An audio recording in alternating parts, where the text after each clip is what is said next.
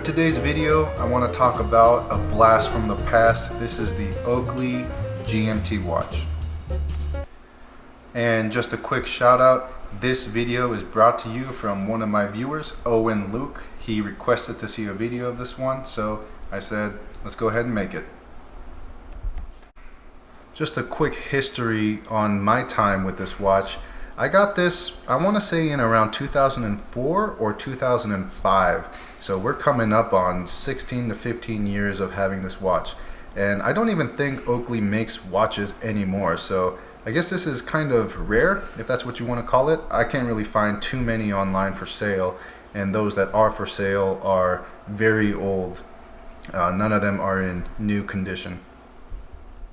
Doing a quick 360. There's the main dial. There's the case back. Nothing special with the case back. But the thing that's really cool here is the overall case design and that armadillo style bracelet.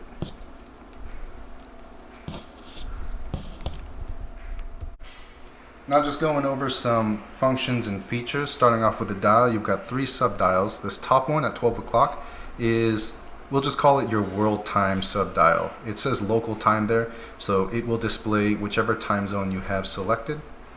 This dial right here at 9 o'clock is your second hand, and then this is your alarm sub-dial right here, which, to be honest, I don't even accurately know how to use. I have looked through the manual to try and set it, and it's not very clear, so I won't even go over the alarm. Now the feature that I want to focus on here is the world time feature, so the sub-dial at the 12 o'clock. As you can see, these 2 buttons here, right at 2 o'clock and 10 o'clock, these buttons are used to cycle through your different time zones.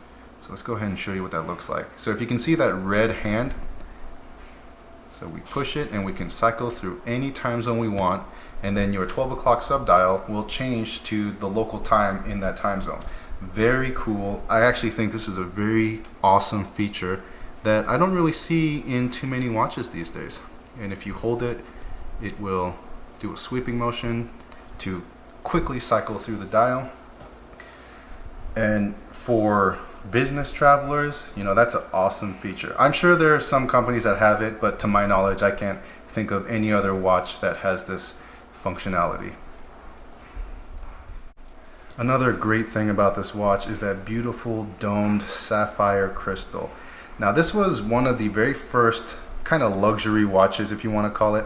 I mean, this definitely isn't considered a luxury watch, but for me at the time, this was the cream of the crop, because I must have been 17 years old when I got this watch, and I didn't even know sapphire crystals were a thing. And being a young, dumb teenager, I treated my watches like crap. So the fact that the crystal could survive my stupidity and not get any scratches on it was just an amazing thing. And here is a wrist shot for you. That bracelet is so unique.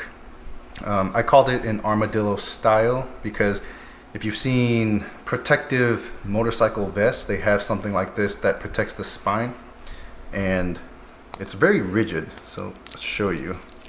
It'll only curve or bend a certain amount, but overall it's just a very strong and well-made bracelet. This is also a very hefty watch. You might not be able to tell, but it is quite dense. Let's go ahead and see what the weight is on this thing. 254 grams, or just under 9 ounces. So, you know, that's not super heavy, but you can definitely tell that it's got some density to it. So that's about it for the video. This was just a quick show and tell.